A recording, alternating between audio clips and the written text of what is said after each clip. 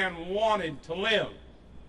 But the one thing Nick Urfley could not defeat was the cancer that has infected the body politic of the city of Phoenix. A cancer that encouraged Officer Urfley's killer to walk the streets of Phoenix, knowing that he was relatively safe for being picked up of the one crime that these officers could virtually look at him and know he was guilty of, and that was being in this country illegally. Nick Urfley died because of the policies that this city has allowed to take place, this mayor and this police chief have allowed to stand. There will be more. There were officers before Officer Urfley. That cancer that has infected your city politic has infected the state, it's infected the nation. We're down on the border trying to stop them from coming here. Once they get here, they know they're safe. How many illegals we have heard say to us they're on their way to Phoenix. They're all on their way to Phoenix because Phoenix is the place for an illegal to come, because Phoenix is safe for an illegal. We hear it all the time. There's been far better speakers than I up here already explaining the issues to you, the ballot initiatives. But there's one thing you need to know. The cancer that infects this country, you are the antibodies. You are going to go forth from here and you're going to create more antibodies. And you are going to overwhelm this cancer that has infected your city, your state, and your country. And you are going to stop this cancer. We're going to reverse these things. We're having success all over the country. You're going to have success in Phoenix. Maybe a long battle, maybe a really tough battle. You'll hear it all. Boy, I'll tell you what, our economy will collapse if we do this. Your economy won't collapse. I wonder, when they talk about the cost of illegal immigration, you ever notice there's never a cost of lives that is costing us right here in this country? We hear about the cost of lettuce. We hear about the cost of a lot of things. My question is anybody prepared to go to the widow Urfley and ask her opinion of the cost of lettuce? That's our job. That's why you've gathered here today. We see the signs. Everybody, get your ticket, go to that city council meeting today. Be at the next one, and the next one, and the next one. The next time you hear about a rally, jerk up your brother-in-law who doesn't work, make him come with you. Let's get this going, and you're the people who do it. Remember this, never in the history of humanity has change ever been brought by the many. All significant social change and social justice is brought about by the few determined people who are willing to do the hard work, willing to spend the money, and willing to put their lives out here on the line in order to bring about that change. And each and every one of you are those people. So go forth from here today to that city council meeting. Demand these changes. Do not give these people rest.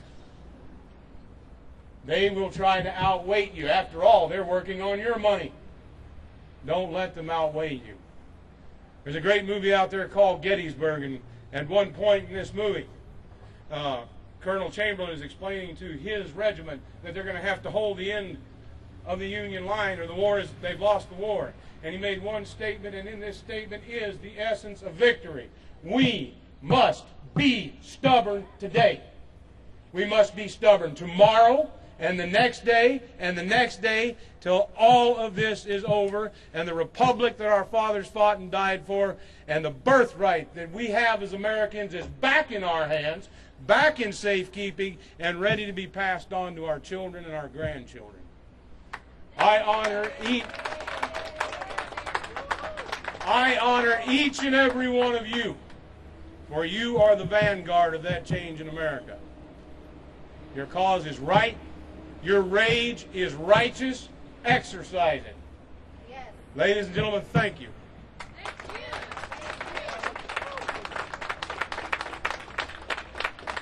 you. We have one more speaker today. He doesn't need much introduction because just about everybody knows him. Sheriff Joe, where are you? Sheriff Joe Arpaio. Somebody must be bending his ear. Any questions? Does anybody have any questions for any of the speakers that were here today? Can you tell the specifics of the initiative? What specifically does it call? I can't hear you. The initiative itself. What The initiative, which one, soul or law? I guess the soul. Hi, Carlton.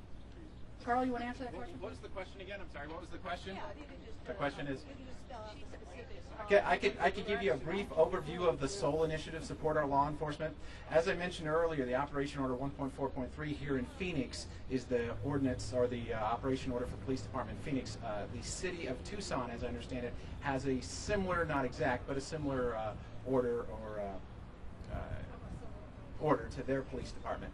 What the SOUL will do, Support Our Law Enforcement, which is why we're basically here today, is it will ban or prevent any jurisdiction, city, special district, particularly cities, from implementing or having an operation order like 1.4.3.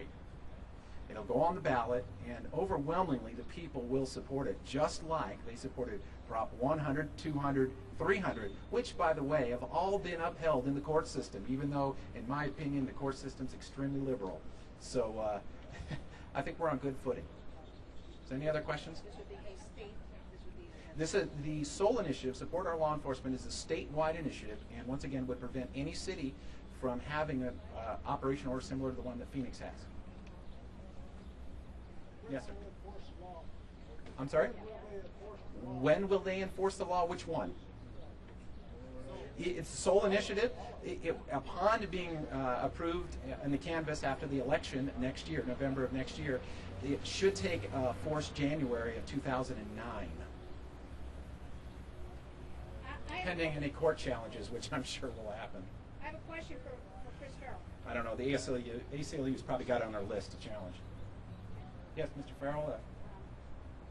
My city councilman, Greg Stanton, called me the other day, and he said, well, what do you expect our police to do? When they stop someone, what do you expect them to do? Like if they rear-end an American who has a license in this, and they can't speak English, what do you want us to do? The short answer, the direct answer to the question is enforce the law. That would be a good starting point. The somewhat more complex or the longer answer is that when there's a lack of political will, like you've seen here in Phoenix with Mayor Gordon and others on the city council, when there's a lack of political will, then it does fall back on the leadership of the police department at the district level and even at the shift level to decide to enforce the law.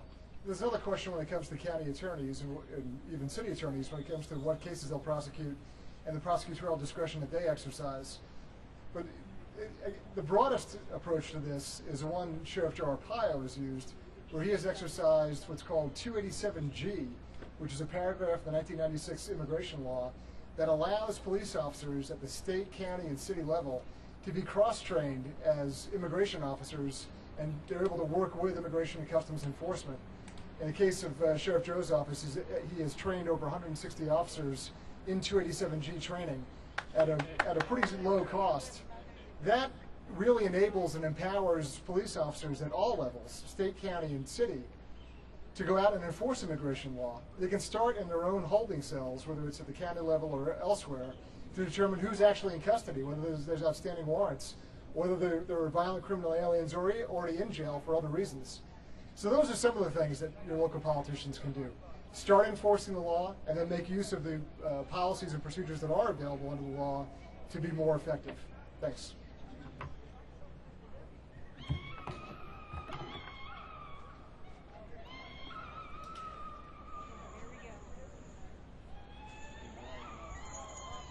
Well, apparently Sheriff Joe had a little bit of an emergency and he had to leave.